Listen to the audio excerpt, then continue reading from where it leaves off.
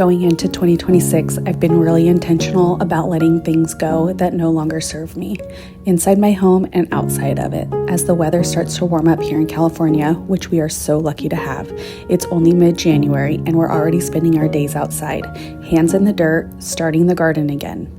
There's this hill in our yard that's been filled with plants for years, plants that are established that technically work, and Chris always reminds me of that.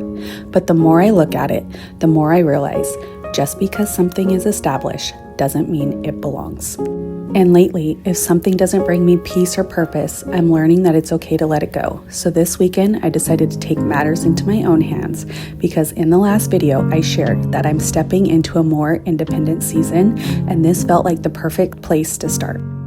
I spent the entire weekend landscaping the hill, clearing out what no longer fit and making room for something new. And of course, I wanted to bring you guys along with me. This year, I am determined to finally finish this hill. Ground cover, weed block, done. In years past, it never felt complete. I'd always come back wanting to change something. My hope is that this year, we can put this project officially behind us. Some plants I still absolutely love, like this lavender, but in its current spot, it's so hard to reach and keep up with the pruning. And being right outside the dining room window, most of the time it just didn't look its best. So even though we're removing it from this place, we're not getting rid of it, we're transplanting it somewhere new, somewhere it can truly thrive and be seen and get the care and attention it deserves. Because sometimes letting go doesn't mean losing something you love, it just means giving it a better place to grow. Right here, Chris.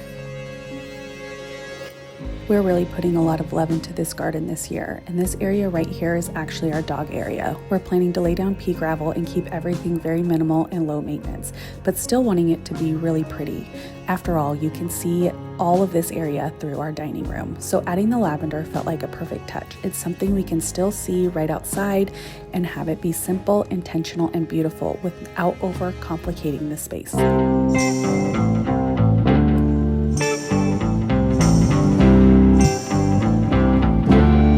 Another really great thing about starting our garden in January is all the rain we've had, the dirt is so much softer. I don't know if you guys remember from last year, but if we were doing this in the middle of summer like we did last year, I'd probably be using the jackhammer, or let's be honest, I wouldn't be doing it at all. It would be Chris.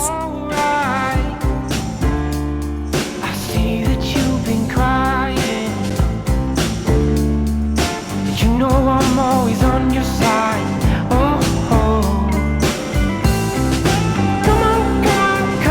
Come on and put down all the weight from the dead. Yeah. Go on and tell me what's been blocking you away. This was one plant that I could not wait to see go, and I cannot wait to see the new plant in its place.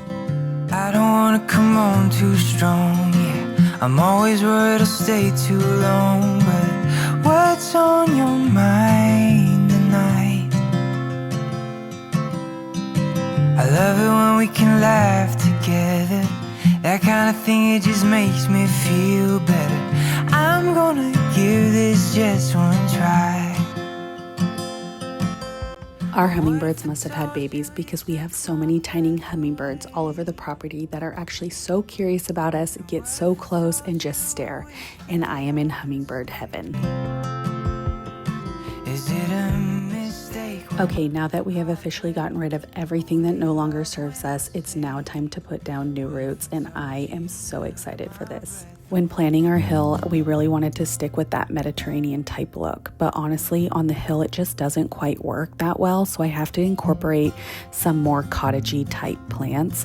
I feel like the grassy plants that I absolutely am obsessed with don't do well on the hill because they constantly need to be pruned, so that's why the hill is going to have a little bit more of like a cottage European style garden / Mediterranean, and then a lot of the other gardens are going to have more of a Mediterranean feel to it. I think that's the beauty of it, is you can do whatever you want in your house.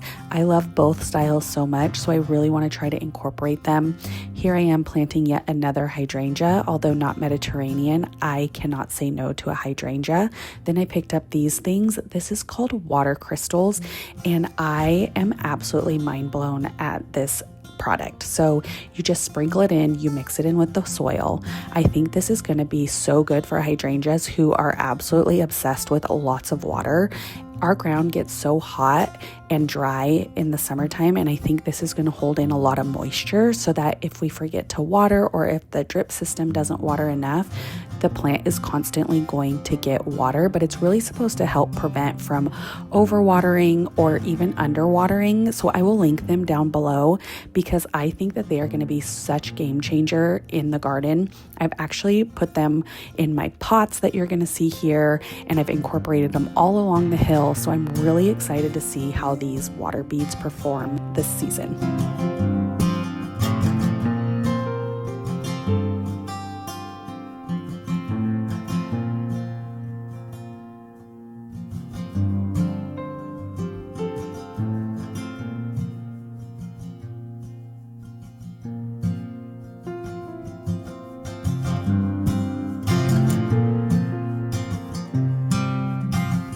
And here's an example of what they look like. This was only maybe 2 minutes in water. The longer they sit in water, the bigger they get.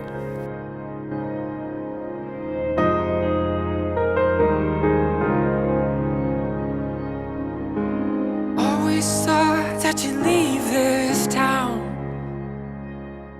till you buried that dream beneath the frozen ground. It's a bitter taste that you swallow down. Cause you wanna be happy, you just don't know how. And this feels like someone else's life that you were living in.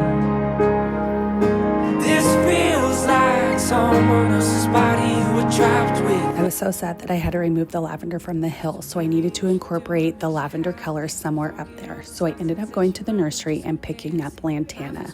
I kind of sporadically put this all over the hill, and I'm hoping eventually it grows and provides such beautiful color. I cannot wait to see how it blooms.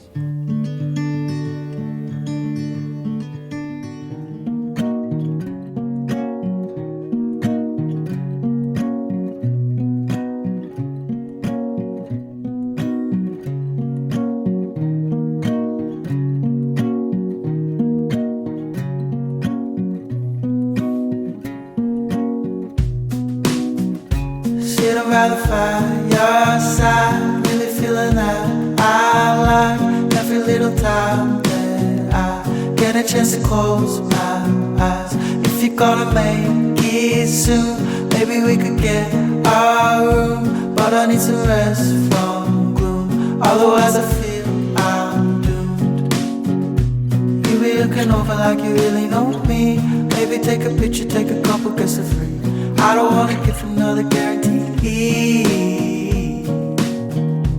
Look me in the eyes right now, run away with me. All right, you guys, so that is the first garden video of the season. I am so excited, and I'm so excited to see where this garden series goes this year. You guys are really loving all of our outdoor projects, and we have some really exciting things planned.